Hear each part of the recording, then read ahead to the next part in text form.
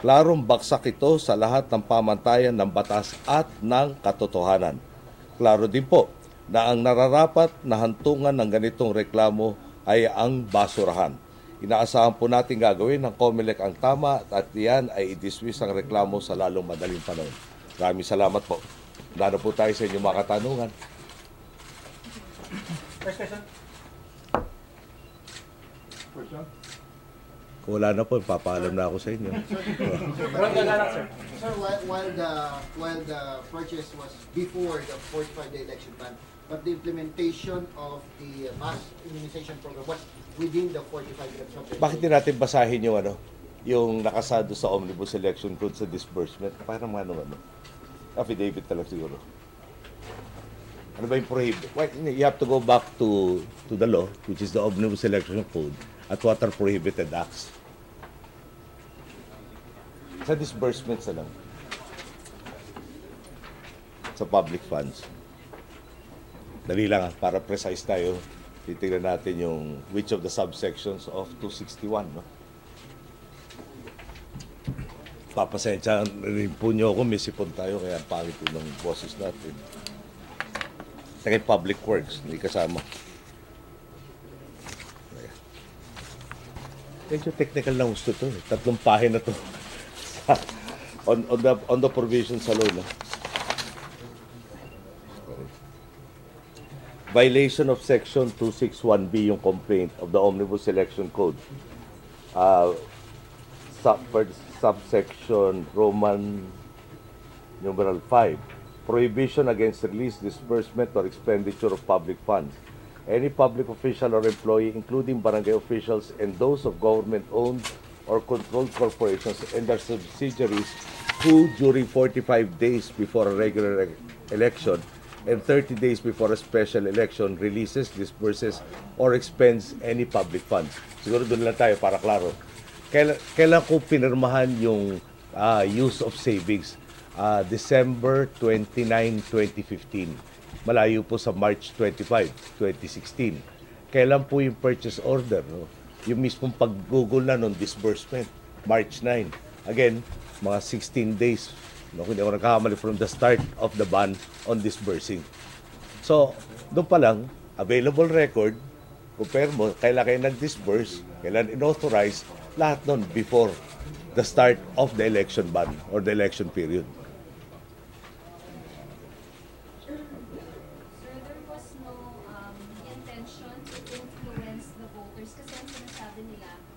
You try to influence the voters kasi nagpalabas pa kayo ng mga t-shirts sa mga kandidato na, about this program. No. Sandali, let me correct you there, Tina. Meron t-shirt ang kandidato. May kandidato kaming kasama doon. Perhaps si April Ifatol, yung host, Governor Ribdani. No, probably was in Zambales at the time when we launched this program. Yung I wore my usual yellow shirt. The design is, if I remember correctly, yellow and black. Yung DOH personnel had the DOH logo on a shirt na yellow and green. No? I don't think there was any streamer, poster, any campaign material whatsoever saying that this was brought to you by any candidate. Even my shirt was something I was constantly wearing from the start, no? From 2010 up to, actually still wear that shirt from every now and then up to today. So there was no mention of the vaccination program during any of the campaigns or at least?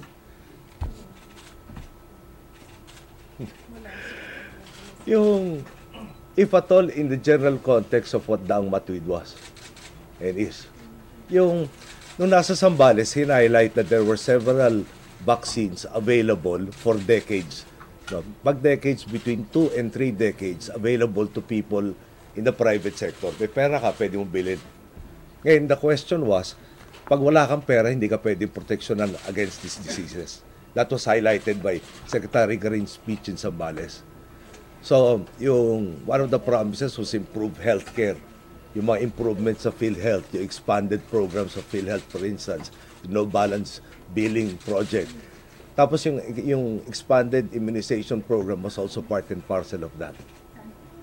Now, nagkataon na Natapos lahat ng proseso, kung hindi ako nagkakamali, 2016 for approval of the use of Dengvaxia. Yung lahat ng pagpapasado sa FDA, sa formulary, 2015. Sorry, corrected, 2015.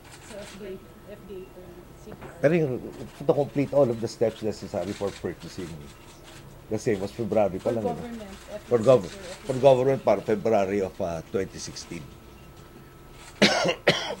So we would have wanted to launch it earlier if it was available earlier.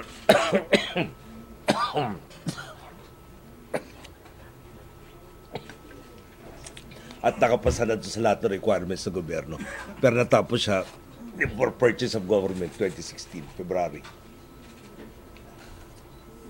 Sir, there may be accusations na pinilit ninyong matapos ito kasi 16 days lang before the election to be able to use it for the election.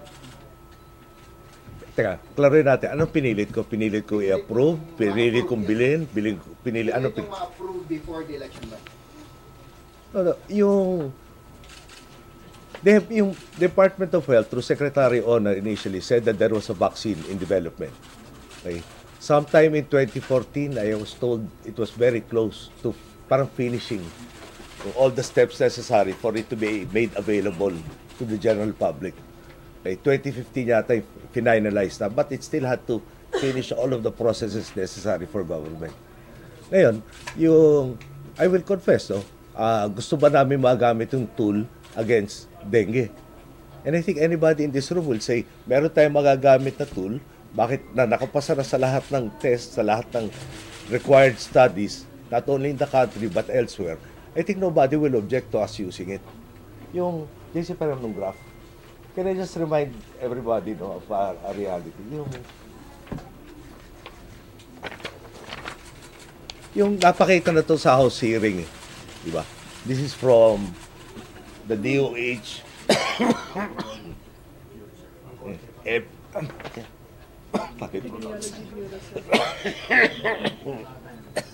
Sama talaga na cold, sorry. DOH Epidemiology Bureau. These are yung blue talks about yung cases, nakalagay suspected dengue cases. Parang that's the technical term of how you refer to somebody who has dengue. Ito ginagamit na bas yan. Ano ba dengue incident? You will notice that from transition lang, 09 at saka 2010, 57,000 dito, 173,000 na yun. Malaking number na, tama. Ang problema nito, it is projected, this represents only 20% of all dengue cases. So, para madali, sorry baka mas magaling kayo sa akin sa math, pag umabot ka na dito sa 200,000, represents 10%, di ba? Tama ba 10 million? 200,000. Tama, di ba?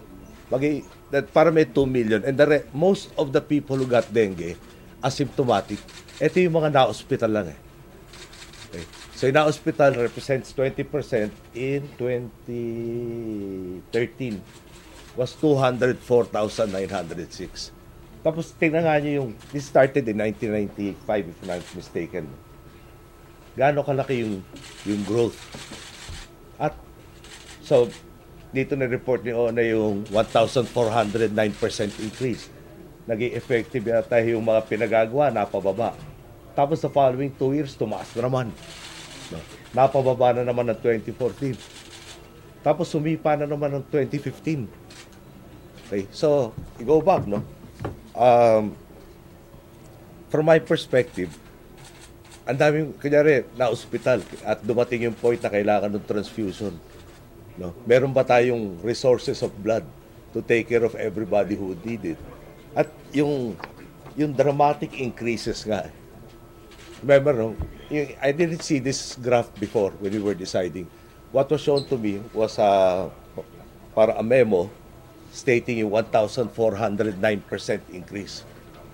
Hindi, so ulit, there was a tool, it passed through all of the processes necessary, and we used that tool to address the situation of dengue. Yan lang ang point nun. Ngayon, nataon sa eleksyon, doon nataon yung natapos lahat ng proseso. Dapat ba, I'll throw that question back at the detractors, election period ngayon, huwag na natin gamitin to until next year. which was next year, 2017, end of transition of the next administration in 2016, July. Tapos pag ito, 2018 nag-available to. Teka, may election na parating next year. No? The job of protecting the people's health cannot be held in abeyance by elections.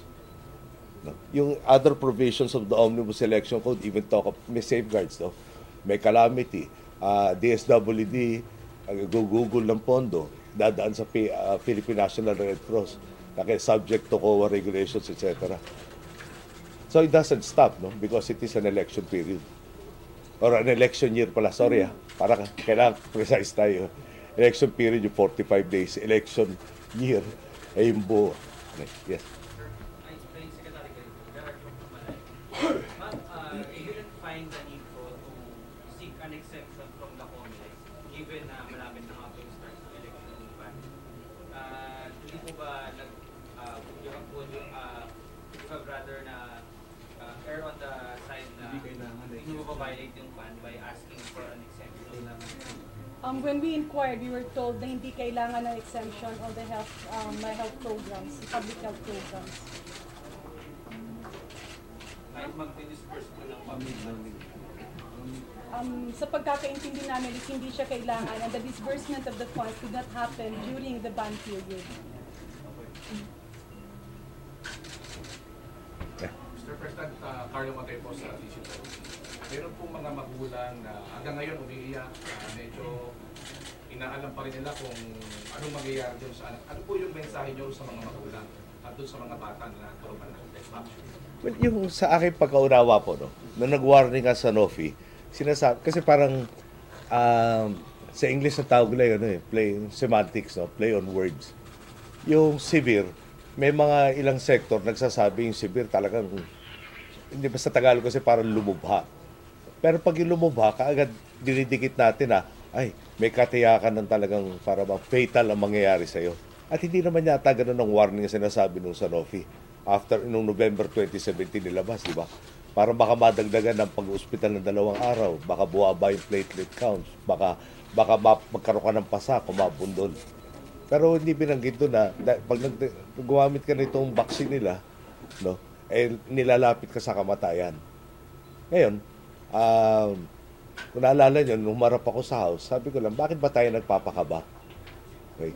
Sinabi ko rin doon na, pinapakaba natin sila ngayon, pati yung mga programa ng gobyerno apektado. Kamakailan lang nakita natin yung measles outbreak na pwede ma-prevent ng measles vaccine. Na walang gustong tumanggap ngayon dahil kinakabahan silang baka may masama epekto yung vaccine. Sinabi natin doon sa house, ito na nga sinasabi ng mga eksperto, tinatakot natin na pasakit pa na walang saysay yung mga ating kababayan, pati yung mga programang walang issue, no, tinatanggihan na dapat nakabuti na kalusugan. Ngayon, dahil tinanggihan, sumama yung health conditions sa atin. Nagkakaroon tayo ng measles epidemics na sana hindi nangyari. Pero, dapat siguro sumagot nun yung mga nanakot. No? At balik nga tayo doon, may isa iba, wala. Alam nyo, sabihin ko na sa inyo, no? Pero nakitang litrato na isang taong medyo nag-a-alarm tungkol dito na nakasuot ng uniforme nung para mag-oopera na pumunta sa isang bahay. No, ngayon, hindi picture lang nakita ko, hindi ko na maalam kung anong pakay niya doon. Pero nagtatanong lang ako, bakit kaya ganito suot? Dahil normally, nakasuot ng ganun damit yung nag-oopera sa operating room. Pupunta ka sa isang lugar na ganun na suot mo, ano bang sadya mo? Ano ba silbi nun? Dahil kung nag-aalala ka na contagious yung pupunta mo, meron tinatawag na hazmat suits or hazardous material suits. Yung talaga nakasarado ka. Hindi yung pang-opera. Na protection mo lang sa pagingay, may maskara. Init-init pa siguro nun. No? Tapos doon sa bahay, katabi niya lahat itong mga tao na walang anything. No? So, ang gandang photo ops. Pero sa dulo, pag yun na nakita mo, parang kakaba ka. Bakit sobrang nakakahawa yata ito? Palagay ko wala pa nagsabi nakakahawa itong dengue. No? Yung dengue, nagkakaroon ka pag kinagat ka nung lamok na nagdadala nung virus na ito. Sir, BACC also filed a complaint against you over Dengvaxia at the DOJ. Would you say that therefore... Ikaw na nagsabi siguro nun, no? Meron pa rin yata, meron pa ba tayong votes pa? Never. Sorry, sa dami ng pinapile ng BACC sa akin, sa lahat ng mga kasama ko, medyo nahihilo na akong konti, no, kung alin-alin. Pero, babalik tayo doon, no? Yung, in the performance of my job, I think the ombudsman will be the proper fora, especially for the complaints that they have been filing. Ngayon, pupunta ka kung saan nasangay ng gobyerno, medyo, ayaw ko, kung may mahanap sila, katulad ng kay Laila na sinasabi, may law na specific, no, pag ganito, RTC. No. Bakit? Sorry ha. Kanina you mentioned na harassment yung bakay, pagkahain mo, ano ba sa tingin niyo, sir, yung kumbaga nag-ahain ng ibang kaso against? Ba, ikaw na magsabi sa akin, totoo bang marami sa BACC or may mga membro ng BACC yung nag-file sa akin sa mga kasamahan ko ang naitalaga na sa iba't ibang pwesto?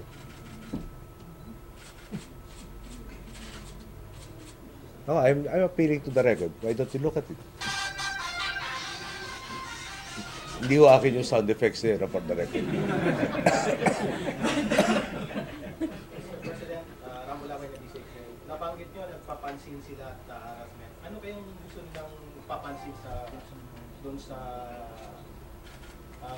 parang sa tingin nyo pagigipit na ginagawa nila sa inyo? Basahin niyo yung complaint. Sabihin niyo sa akin kung meron meron bang laman. Diba? Parati, yung pag nagreklamo ka, para matibay yung kaso, nilalagay mo parati ng ng detalye. No? Yung iba pa nga lalagay ng motivation. No? Paano mo ginawa yung krimen, saan mo ginawa, anong ginamit mo para gawin yung krimen, lahat nun. No? Dito, basahin mo yung reklamo. Sabihin mo sa akin kung merong yung tawag ka, tulad ko, di ako abogado, no? Parang nakakaano violating section 261, ito subsections OB ay yata. No? Tapos pati yung K, tama. Ano kaya yun? Balik ka sa omnibus election code, hanapin mo doon. Pag binasa mo, parang how does this apply? For instance, yung isa doon, bawal ang public works. Bawal ang housing projects. Bawal ang social projects. So, bawal ang DSWD ganito, bawal yung NHA. Doon sa batas nakalagay kasi Ministry of Human Settlements tsaka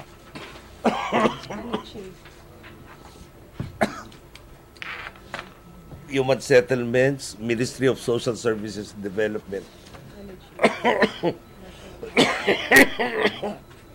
Alin nga to?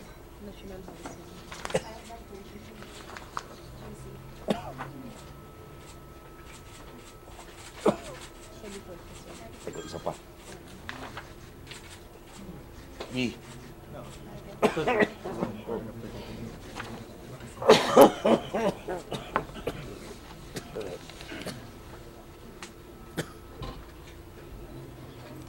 So pinag-usapan DSWD, yung NHA at saka I guess yung DPWH, no?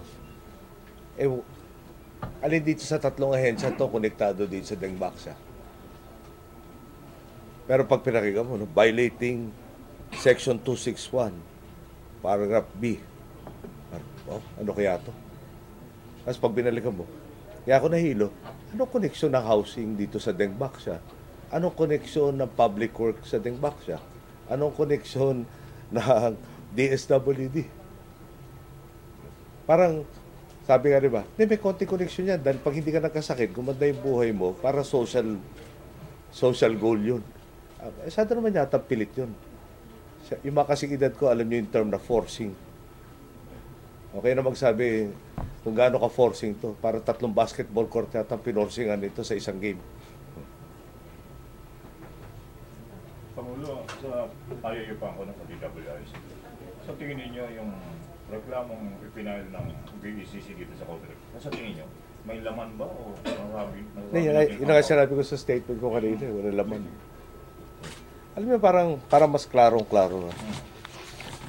Kasi yun sa political applies to ano.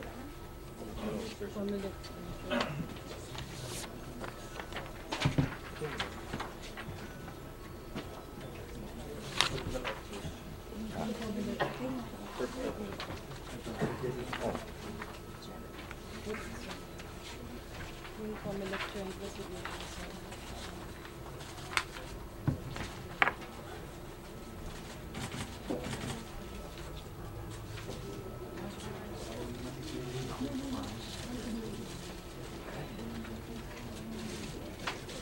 Diba? Pero actually, pero ganito na.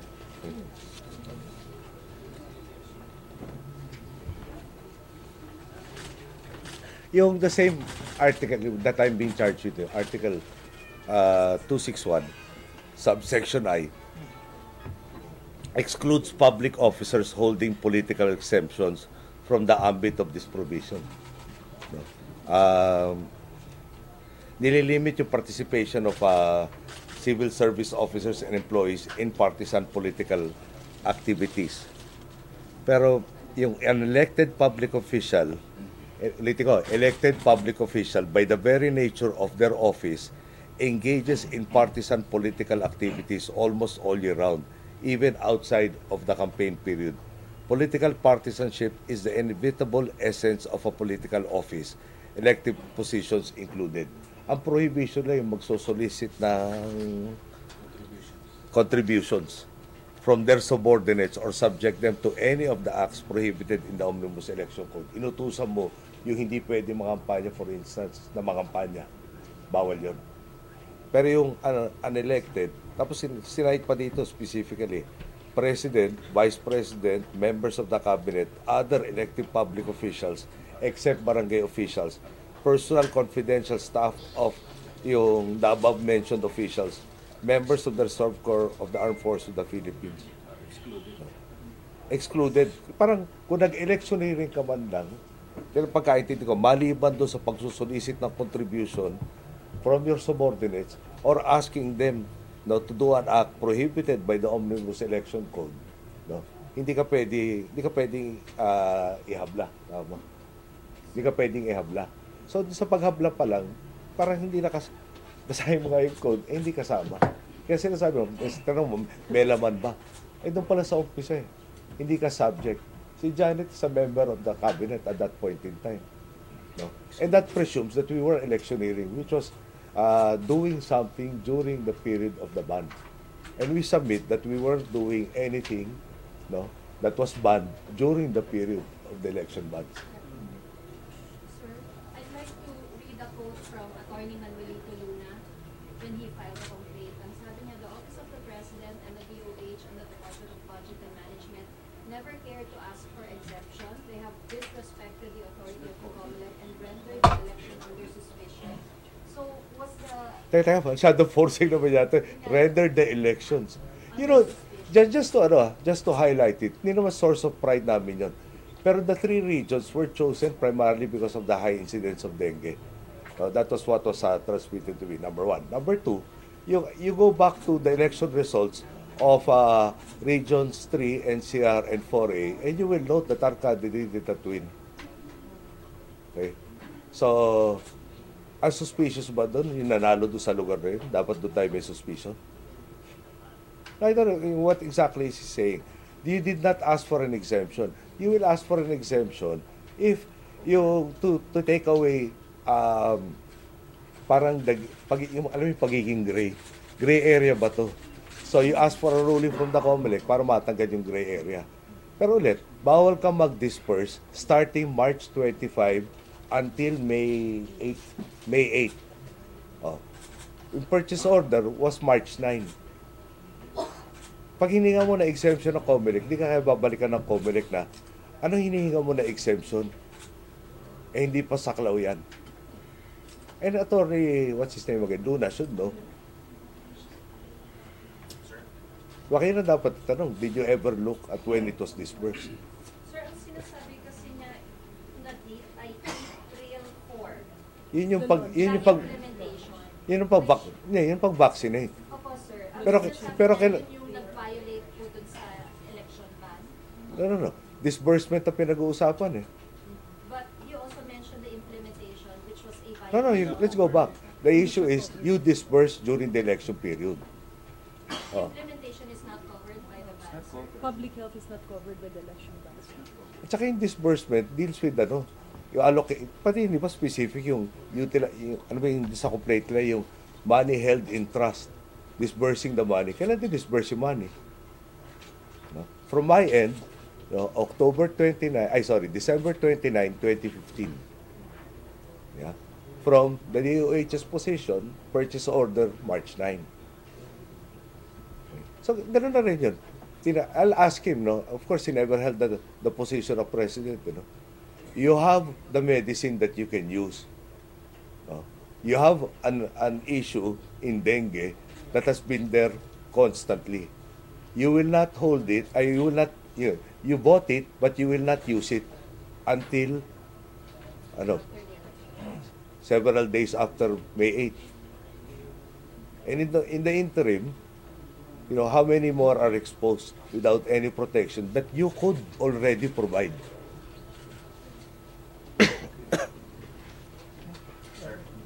I'd like to hazard a guess, no? If we didn't use it, will we be facing the charges of siguro non-feasance yun eh. You had the tool at your disposal to improve the health of the Filipino and you refused to use it, putting them in unnecessary risk. Hindi kaya ganun ang hinaharap natin ngayon. So, sir, you're saying damn if you do, damn if you don't? That's... So, either way you acted, you would be facing charges pa rin? I believe so. Baka I think we should also note that in the papers lately, the media, you've been reporting yung drop in dengue even for the 2017 period. Ngayon, I cannot say naman that the vaccine is responsible for this. I'm not a doctor. Perhaps we should look into that. Tapos, today lang yata, meron na naman lumabas. Comparing 2018 to 2017, may drop na naman. Sabi, cyclical. Again, I am not an expert. I am not a doctor. I wouldn't want to hazard the guess. But the reality is, may drop. At kung magko-consistent yung drop, di ba, parang that's something to look forward to. Yung, when I showed you the graph, di ba, may drop of 1 year, tapos may 2 years na increase. Tapos baka magdidip ng konti. Pero yung trajectory, pataas ang pataas eh. Sir, but Secretary Duque says the drop in the dengue cases cannot be attributed to Dengvaxia because we are in the cycle that the dengue incidence is really going down. So, may cycle daw talaga yun. Well, Nandun tayo sa year na pababa. Okay. Secretary Duque is a doctor, I'm not. Pero I refer to the graph that was presented to me from the DOH Epidemiology Bureau. At hindi parang 3-year cycle. Correct. The 2010 to 2015, di ba para SOTU? And that's a 5-year period. Actually, pati dito, ewan kung titignan mong para may isang taon na nag-peak eh. Tapos, 2016 yeah. Pwede ba ilapit ko lang sa ito eh. Alam naman natin, mas bata ka sa akin. Para mga...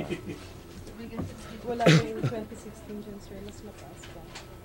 2016 is 2016 tumaas. 220,500. 2017 buwa pa. So, paano nga yung relation to yun? It's very early to assess the effect ng vaccine. Si Janet Enforcement, 2016 tumaas raw. Ulit. So yung 3-year na bumababa, that was before. And after that, we became hyper-endemic already. So, 2015 to 13,000, no? 930. 930. Halos 214,000. 2016, 220,000. 518. 2017, 131,000. 327. Sir, did you consult Comelec that, Ay. tinanong niyo ba yung Comelec that you didn't need to ask for exemption? Or Yung- may assumption lang na because public Kami yung nagtanong, sir. yung issue dito? Nagtanong ng DOH. Nagtanong. Kami yung nagtanong. With the comment. Yes, and we were told it was not needed. Ang kinonsult niya? It was my director who did it. A director of the DOH? Yes. Tinatanong namin, for all the programs, for all the public health programs, alin ba doon yung hihingan ng exemption, alin ba yung hindi? And we were told that for immunization, no exemption was needed because it's not covered. The election ban. Next question. Mayor, other matters lang, maternal as mga sponsor from Rappler. Sir, yung ICC, yung Rome Statute ay niratify natin yung termino po ninyo. Ano po yung reaction po ninyo dun sa balita na nag-withdraw na yung Pilipinas mula sa Rome Statute? Well, nabasa ko lang sa diary para mahirap naman yata mag-comment kung meron talagang action na ginawa tungkol doon. And I think it's better, more prudent to wait for an official pronouncement and then comment on that. Pero sir, nung panahon po ninyo, bakit po mahalaga para sa inyo na na-ratify ng Pilipinas yung Rome Statute? Ano pong kahalagahan nun? Well, isa sa mga naglabi talaga doon, naging Commissioner natin for Human Rights, si Eta Rosales, amongst others. No? At para tayo naman, alam niyo, mahilig tayo sa history. At nakikita rin natin doon na yung paano nga pag merong isang lugar, ito yung niratify, hindi ko pinag-usapan yung ngayon. No? Paano ba tayo magkakaroon ng hustisya? Pag yung biglang lumayas itong tao to or kulang yung mga mekanismo or institution doon sa kanyang bansa. Paano tayo, tinitingnan natin yung paano ba responsibilidad natin para gumanda yung buong mundo. Kaya tayo nakumbinse na dapat yata tayo sumama dito. So sir, ano po yung mawawala sa atin kung sakali po na mag-withdraw tayo? Mas maganda nga, tingnan ko na muna yung official pronouncement. Ano ba basis, bakit tayo alis? Ano ba grounds? Bakit ba better to? Baka basta ba mag-comment doon? Baka naman sumagot ako sa hindi tinanong. Okay na po?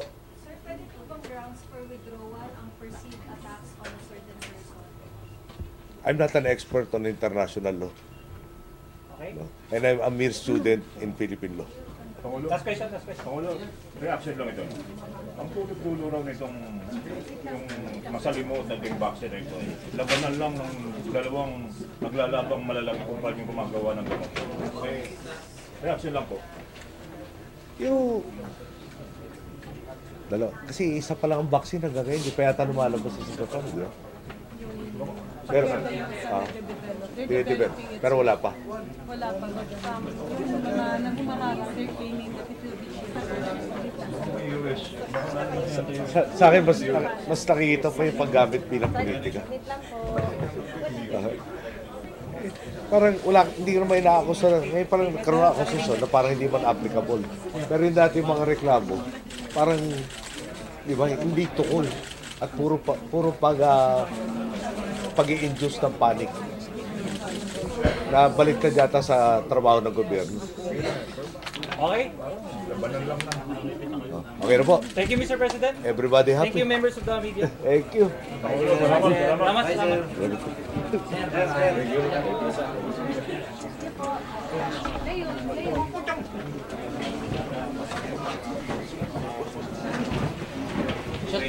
Salamat. Thank you, yes. Thank you, Noy. Tagalog. Thank you, Noy. Thank you. Leslie. Okay, ako rin. Kuha na ako. Wait, natin isa lang. Isa. Ano eh? Rush na wala pa niya. Yung counter affidavit. Wait lang.